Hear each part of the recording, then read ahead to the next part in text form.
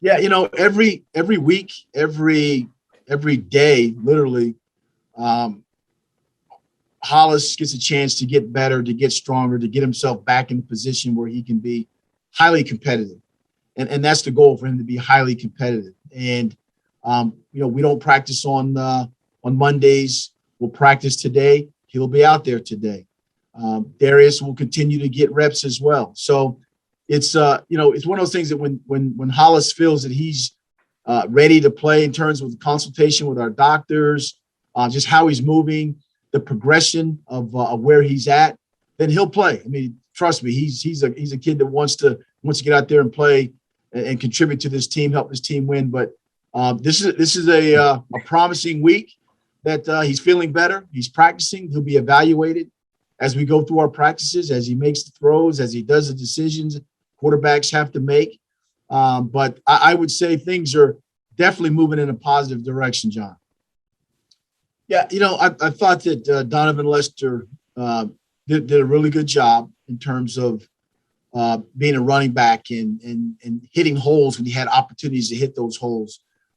He showed a skill set in terms of having burst and the ability to, just not be tackled by one player. Obviously, the continuation of his development will also coincide with the continuation of our healthy offensive linemen, of guys that we can throw the ball to mix things up, so teams aren't just bringing the safety down to stop the run. Drayshawn Kendricks, from Lynchburg, I thought he did a good job in his first debut as a running back here for us. So he's going to get some carries as well. And then you had Elijah Burns, guys that have been backups, having opportunities to play as well. So, but Malachi Emo, his cousin, Malachi Emo is another young man that is on the progressive heel up, trending up.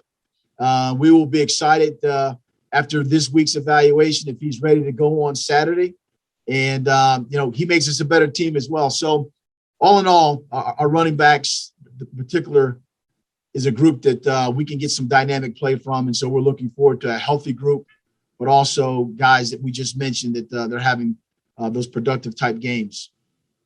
Yeah, Marty, Darius was evaluated with all the quarterbacks that participated in our early camp during the scrimmages that we had. Every throw, every rep was graded by the coaches, Coach Taylor and Coach Johns.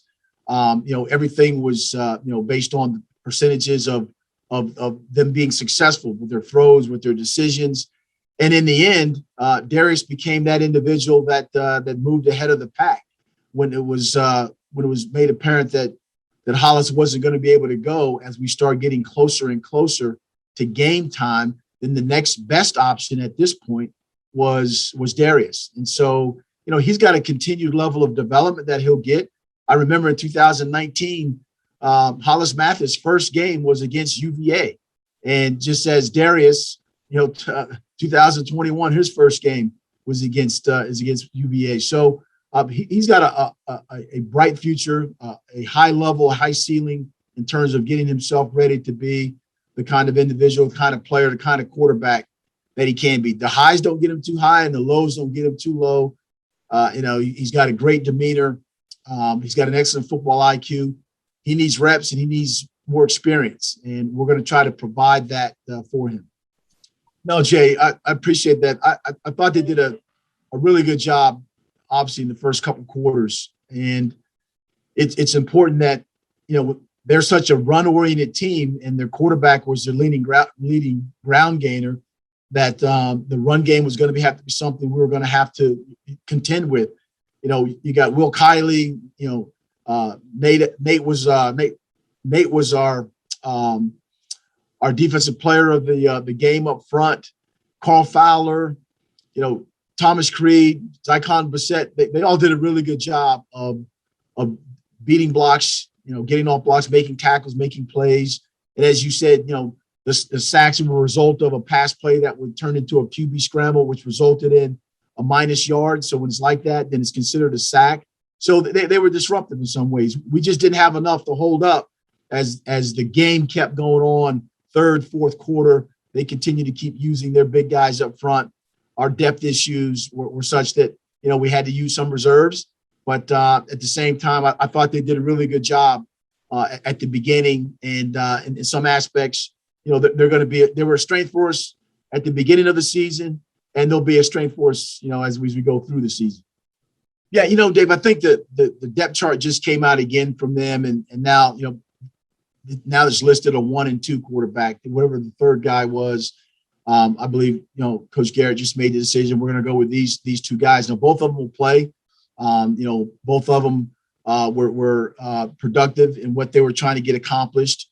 Right now, you can't glean anything off of who does what better. I mean, obviously, what they run, how they run it. They like to run. They like to throw the ball for sure. They like to max protect with their offensive line. They got a big offensive line. I think you look at them, they're like 6'6" across the board or something like that. The running backs are good. They have a receiver that had a career day, reception day against Air Force. So, Coach Garrett has them playing hard. And the quarterback, I'm quite sure he feels that can get his team in the best position to consistently be productive on game day is the one that's going to play. And so we got our work cut out for us. But, again, it's our first home game, 6 o'clock. Our guys will be ready to play.